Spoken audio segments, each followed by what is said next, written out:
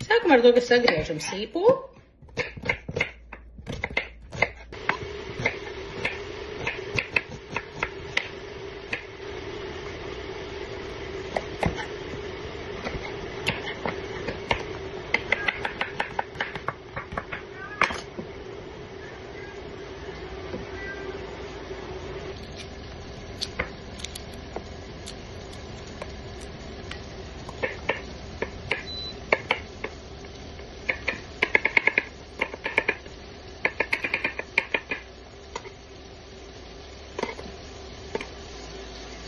Tad uz pannas sagriezt to sīpolu, burkānu ķiploku, apcepam nelielā eļļas daudzumā. Turklāt mēs jau piedaram nedaudz ķīmenes. Visu, kad gatavo sojas gaļu, ķīmenes ļoti patīkam piedot tādu garšiņu, aromātiskāku, pilnāku, spēcīgāku garšiņu, bet es vienmēr izmantoju ķīmenes, gatavojot sojas gaļu. Nu, un bēram pašu sojas gaļu. Reiķinamies, ka viņa arī diezgan uzbriedīs, un es sabēru te pusi no šīs pacīs. Un turpinam apcept. Viņa paņēmis ļoti daudz arī eļu, bet daudz zikta nevajag, jo mēs liesim ūdeni. Turpinam nedaudz apcept to visu. Apcepies mums ir nedaudz arī kopā jau ar sojas gaļu un klāt vienkārši pielejam ūdeni. Jārēķinās, ka viņš, protams, mums normāls tvaiks. Jāpagriež mazāks karstumiņš.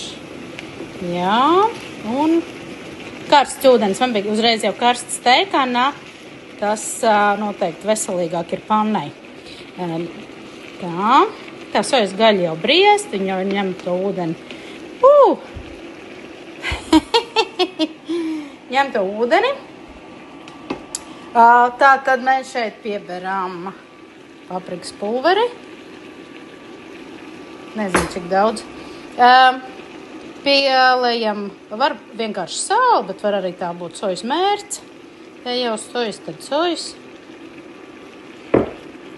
Nu, tā tad tālāk jau garšvielu jautājums. Nu, var redzēt, ka viss tas ūdens jau ir iesūcies. Tā sojas gaļa jau ir paņēmusi uz sevi, tad uzbriedus. Mēs pieliesim vēl. Un, lai mazliet pasautējās, lai vēl pabriest, pasautējās. Uzliksim vāku.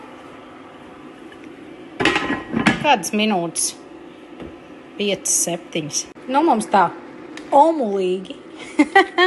Omulīgi sautējās sojas gaļa ar burkāniem garšaugiem. Es tālāk klāt likšu pašas, tās ir manas pašas tomātu, paprikas un čili mērces, ko es esmu sagatavojusi sezonas laikā.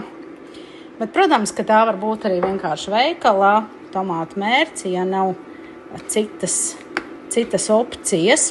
Un tādai pilnīgākai garšai es pievienošu arī Herbalife tomātu zupu. Ļoti, ļoti labs produkts. Pirmkārt, viņā biezina, nav vajadzīgs likt klāt miltus.